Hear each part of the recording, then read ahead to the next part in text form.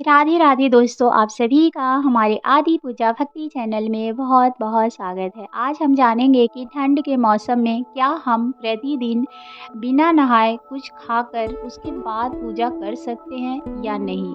सारी जानकारी हम अपने वीडियो में आपको देंगे कि सूर्य देव को अर्घ देने से पहले क्या आप चाय पी सकते हैं या फिर कुछ उसके साथ स्नैक या जो भी बिस्किट कुछ भी ले सकते हैं, या उसके बाद आप सूर्य को अर्घ दे सकते हैं या नहीं। प्रतिदिन की पूजा में आप चाय पीकर या बिस्किट खाकर या कुछ भी छोटा-मोटा चीज़ खाने के बाद आप स्नान करके पूजा कर सकते हैं या नहीं। सारी जानकारी मैं अपने वीडियो में आपको दूँगी, तो आप मेरे वीडियो को अंत तक ज़रूर देखिएगा, जिससे आपको पूर्ण जानकारी मिल सके। देखिए, सबसे पहले तो हम ये जान लें कि ठंड के मौसम में जो ठंड होती है, अगर अभी तो बहुत ज़्यादा ठंड नहीं पड़ रही है, लेकिन हर जगह का मौसम अलग-अलग है। तो जहाँ पे ज़्यादा पड़ रही है तो कुछ लोग आलस हो जाता है, हमें भी होती है आलस। लेकिन अगर आपको मान लीजिए शरीर में कुछ तकलीफ़ हो या दिक्कत हो या फिर आपकी तबीयत सही नहीं है, तो आप देख लीजिए अपना अनुसार पूजा करिए। लेकिन अगर आपकी बॉडी सही है, सब कुछ सही है, तो आप कोशिश करें कि सुबह स्नान करके आप गर्म पानी से स्नान करें। ठंड में कोई दिक्कत नहीं है, लेकिन आप स्नान करके एक दिया जला लें या फिर जो भी 5 मिनट ही पूजा कर लें, क्योंकि सूर्य देव का जो अर्घ होता है, कहा जाता है कि आप खाली पेटे देंगे तभी आपको फल मिलता है, क्योंकि उसके बाद भी सूर्य देव को अर्घ देने का कोई फल प्राप्त नहीं होता है। तो आप सूर्य देव को अर्घ देना अगर आप चाहते हैं, तो आप कुछ ना खाएँ, बिना खाए ही नहाकर आप अर्घ दे सकते हैं। और ऐसे आप घर में पूजा कर रहे हैं, तो आप बहुत ज़्यादा दिक्कत है, ठंड में परेशानियाँ होती है, थोड़ी बहुत टाइम भी चेंज हो जाती है, तो कोई दिक्कत नहीं है, लेकिन आपको नहाना तो ज़रूरी है।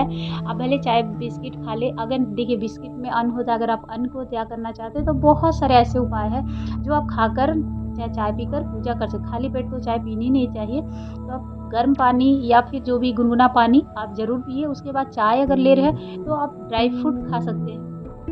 मतलब हर कोई के बस की बात नहीं है। मान लीजिए ड्राई फ्रूट आप नहीं अफ़ोर्ड कर सकते, तो आप देख लीजिएगा, किशमिश या कुछ भी खा लीजिए, उसके बाद ही चाय पीना चाहिए।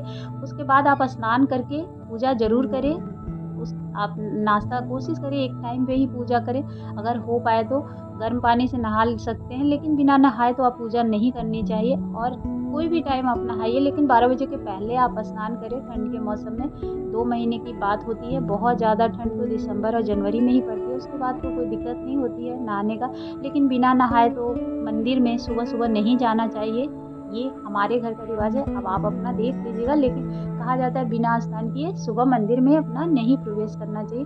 तो आप स्नान कर लें, आप चाय के साथ कोई भी ड्राई फ्रूट खा सकते हैं, इस तरह का आप कुछ मिला के रख दें, तो थोड़ा-सा लेकर फिर चाय पी सकते हैं, फिर स्नान करके आप पूजा कर सकते हैं। लेकिन आपको सूर्य भगवान को अगर अर्घ देना है, तो आप कोशिश करें कि आप स्नान कर लें, चाहे गर्म पानी से करें, चाहे जैसे भी, लेकिन सूर्य देव को अर्घ देने के लिए खाली पेट देना शुभ माना जाता है, क्योंकि उससे शुभ फल की प्राप्ति होती है। अगर आप चाय पी रहे हैं, तो फिर चाय में सब कुछ सही देख लें, क्योंकि देखिए चाय पत्ती का तो हम नहीं कर सकते, लेकिन आप गुड़ की चाय बना के पी सकते हैं, ठंड के मौसम में अच्छी रहती है, तो गुड़ की चाय बना के पी लें, कोई दिक्कत नहीं है।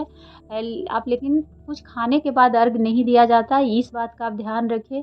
और आप अपने मंदिर में सुबह में जब भी जाएँ, स्नान करके ही जाएँ। आप एक काम कर सकते हैं, सुबह अगर आपको लगता है जो बहुत दिक्कत है, बहुत ठंड है, तो रात में ही भगवान के बर्तन जो जब आप दिया जलाते हैं या कपड़े चेंज करके जलाते हो, तो अच्छी बात है। और नहीं भी तो शुद्ध अपना हाथ पैर धोकर हम लोग दिया जला लेते हैं, तो उस टाइम ही आप भगवान के जो बर्तन हैं धो दें, और धो के रात को रख लें, तो सुबह आपको आसानी होगा।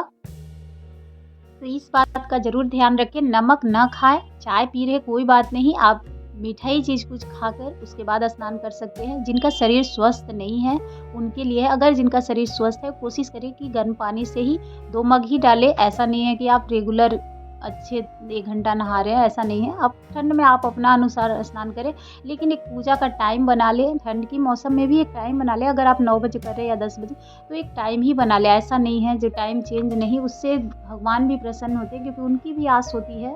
भगवान को कभी उपवास नहीं रखना चाहिए। अगर आपका बहुत ज़्यादा तबीयत ख़राब है, नहीं कोई घर में कर सकता है, तो आप माफ़ी माँग सकते हैं। लेकिन ऐसे कोशिश करें कि भगवान जी उपवास ना रहे, आप एक दिया ही जलाएँ।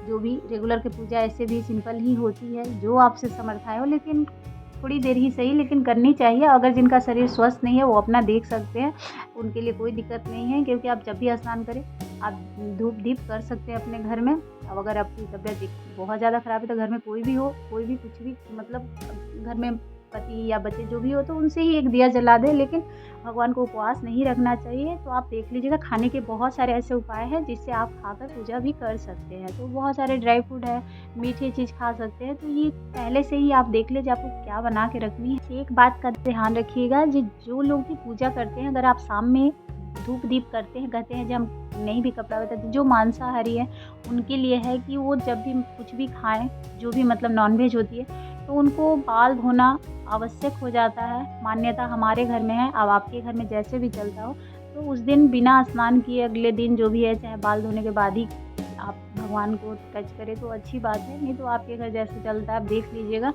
कहा जाता है कि जो भी नॉनवेज खाते हैं उनके लिए तो पूरी तरह शुद्ध होके ही मंदिर में जाना चाहिए। तो इस बात का थोड़ा ख़ास ख्याल रखिएगा।